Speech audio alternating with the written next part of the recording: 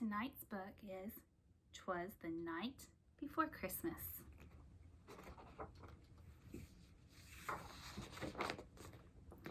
'Twas the night before Christmas when all through the house not a creature was stirring, not even a mouse. The stockings were hung by the chimney with care in hopes that St. Nicholas soon would be there.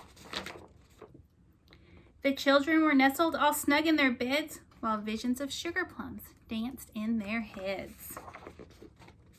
And Ma in her kerchief and I in my cap had just settled down for a long winter's nap.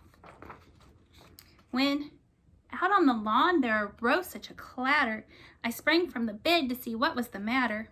Away to the window I flew like a flash, tore open the shutters, and threw up the sash. The moon on the breast of the new fallen snow gave the luster of midday to the objects below, when what to my wondering eyes should appear but a miniature sleigh and 8 tiny reindeer. With a little old driver so lively and quick, I knew in a moment it must be Saint Nick. More rapid than eagles his courses they came, and he whistled and shouted and he called them by name. Now Dasher, now Dancer, now Prancer and Vixen, on Comet, on Cupid, on Donder and Blitzen.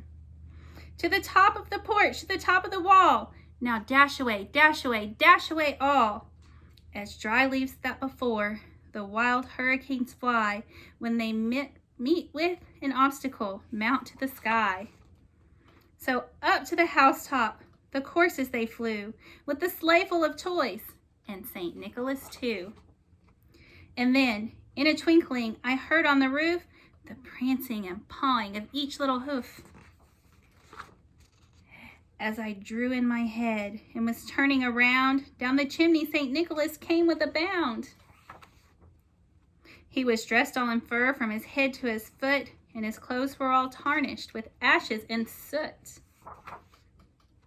A bundle of toys he had flung on his back, and he looked like a peddler just opening his pack.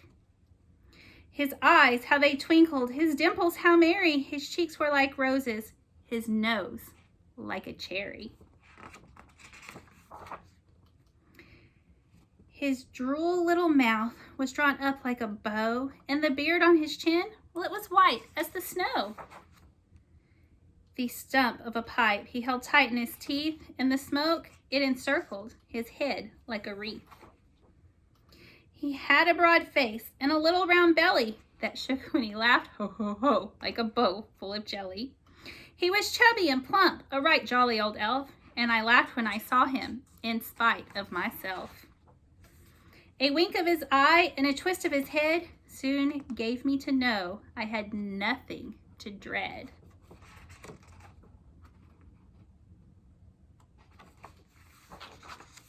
He spoke not a word, but went straight to his work and filled all the stockings, and then he turned with a jerk.